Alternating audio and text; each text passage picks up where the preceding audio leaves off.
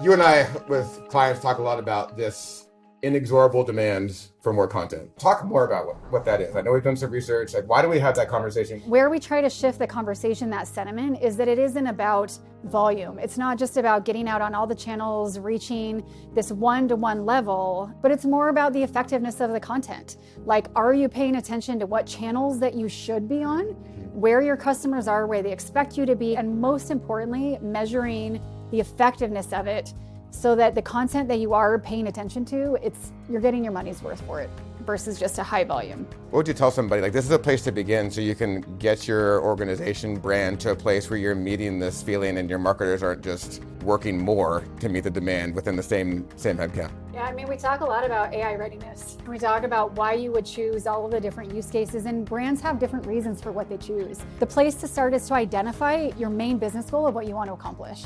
You have to start from what your end goal is and how soon you need to see return on investment, and then walk into your use case. We'll sit down with brands and we'll look at across their whole content supply chain, their whole life cycle, and identify where are your pain points. And then when you tie those together, you get a natural starting point between the two. When it comes to meeting this demand for content, respecting the generational shift in how people make content and the talent that we have, like telling somebody who is 25 years old or something like that, that you get to be the person who concepts the idea and then you're also the person on set and you're making the edit and you're shipping it. The folks that we've hired recently, people early in their careers, that's what they're excited about. It gives the person who is making the content so much authority and agency over the entire process, which is, I think, a lot of fun. What I think is cool about agents and agentic AI is this idea that someone who makes for a living can offload and automate so many tasks in that process that are not the fun making parts, and then become a maker manager, meaning just like as you become a creative director 20 years ago and you're directing a team of junior creatives, you're now directing a team of creative agents who are operating on your behalf. We've talked about this a lot because the topic around AI and creativity can be somewhat controversial. When we've had those teams of creatives that have really embraced AI and what this means in their job, when they get to this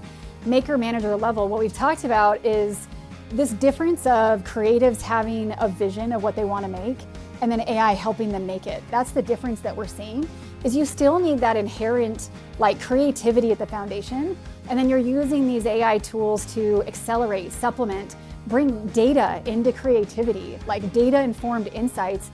And you would think that's potentially counterintuitive, but we have creative teams that are excited about it, that are excited to say, could I bring insights from how all my campaigns have performed and have that inform my next campaign? They can still manage the output of what they want to make, but it's more informed, it's accelerated. They have all these tools at their disposal, and I think that part, I would hope, it should be exciting, but when you think about the transformation, that's where you want to bring people along that journey so that they understand that it's a growth thing, it's not a replacement. We were talking with our creative team about how we're adopting AI and how we should really feel about it. I think that a lot of what we're feeling now as makers is the nostalgia and the passing of something that's just going to be different. It's the end of an era, not the end of a craft. My hope is that people feel like, as we're living this transition to AI, that they understand it is the end of an era, but it's certainly not the end of your creativity and a craft. The other thing I want to talk about, which you touched on already, is content effectiveness. I want you to talk a little bit more about why that's so important. There's a logarithmic increase in that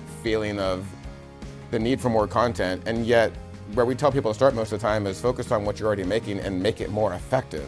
The whole industry has shifted in terms of what customers and consumers want from brands. So even with AI or without it, they expect you to show up a certain way. So they don't want that to change just because you have access to some tools that give you an ability to potentially make more. It's do you understand what your brand voice is and your value? And then do you understand your customer base? It literally needs to be the understanding of what your metrics are, what success actually looks like, and then building your content around it versus just getting to more channels, more people.